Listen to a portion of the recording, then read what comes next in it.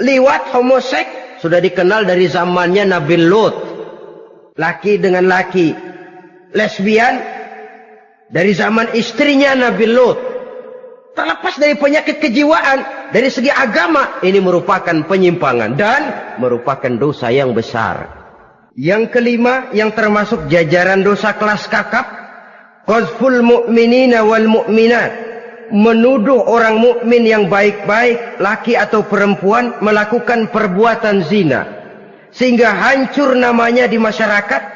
Ini merupakan satu perbuatan dosa yang sangat besar dan sangat dimurkai oleh Allah. Saudara-saudara kaum muslimin rahimakumullah.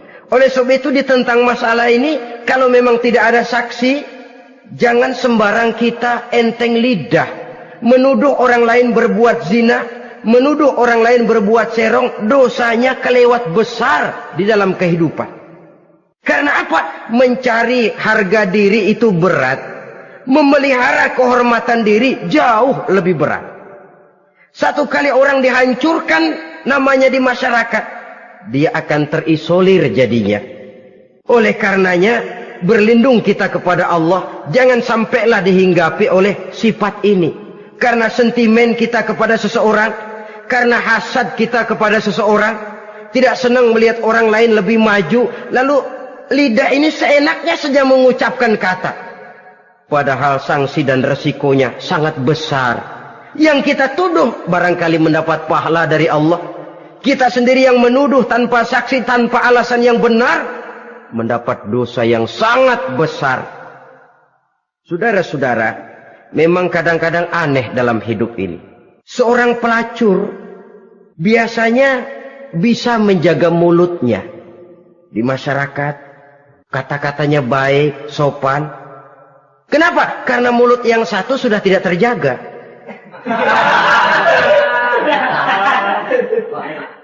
Kita kadang-kadang kehormatan bisa kita jaga, tapi mulut tidak terkontrol. Ngomong saenake dhewe, bikin orang mangkel, kesal, fitnah sana, fitnah sini, menghancurkan nama baik orang, ngomongin yang macam-macam. Bagai-bagai macamlah caranya.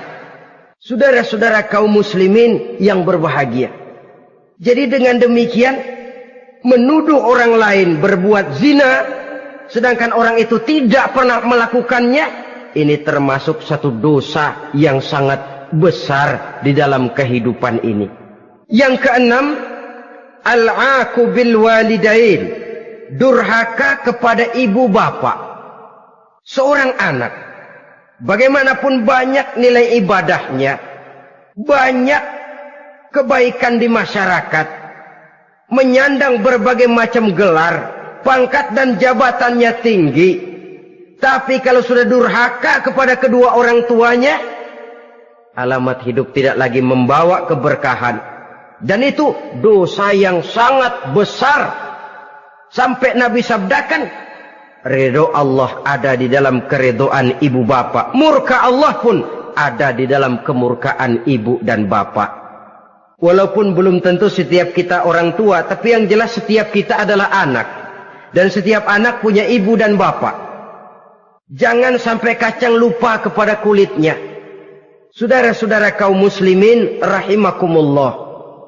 Durhaka kepada ibu bapak merupakan perbuatan yang sangat dimurkai oleh Allah. Apalagi ibu yang telah melahirkan kita, bahkan mengandung kita. Begitu juga bapak yang telah berusaha peras keringat banting tulang untuk mengasuh membesarkan kita. Tidak ada perbuatan baik yang kita lakukan untuk bisa menebus kebaikan daripada ibu dan bapak kita. Setidaknya kalau belum bisa berbuat baik kepadanya, kepada keduanya, janganlah menyakiti hati keduanya. Itu saja dulu yang harus dijaga. Kadang-kadang sudah berbuat baik enggak, nyakitin melulu. Sudah nyenangin belum bisa, saban sehari nyakitin saja. Padahal kedua orang tua itu doanya manjur, sebagaimana sumpahnya juga bisa jadi kenyataan. Dan sering bahkan menjadi kenyataan. Sampai ibu bapak sudah wafat, sudah meninggal sekalipun, kewajiban berbakti masih harus terus dilakukan oleh seorang anak.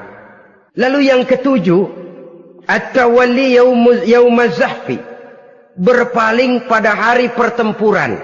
Orang sedang sibuk-sibuk menghadapi musuh, maksudnya berjuang membela agama ini, dia lari menyelamatkan diri. Pengecut, mental munafik.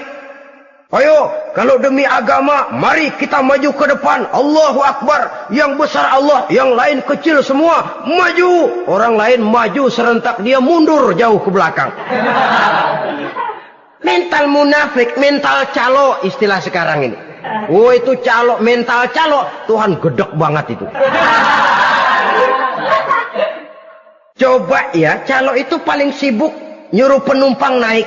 Tapi sementara penumpang naik sampai ke tempat tujuan masing-masing, calonya nggak kemana-mana, diem aja di situ. Cuma orang aja disuruh naik. Saudara-saudara, kerja bakti, orang turun ke comberan, dia naik ke tempat tidur. Mundur di hari pertempuran, menyebabkan orang lain gugur, dia sendiri menyelamatkan diri. Mental pengecut, mental munafik, itu merupakan dosa yang sangat besar. Saudara-saudara kaum muslimin rahimakumullah. Itu sebabnya agama itu memerlukan keberanian. Memang, tapi bukan keberanian yang tanpa perhitungan. Sebab berani tanpa berhitung namanya berani babi. Kita berani kalau benar, kita harus takut kalau salah. Jangan dibalik. Salah berani, nekat namanya. Benar takut, pengecut namanya. Orang yang pengecut adalah orang yang takut membela kebenaran. Orang yang nekat sesungguhnya udah salah nggak malu lagi. Udah salah nekat lagi. Merasa rugi berbuat kebaikan, puas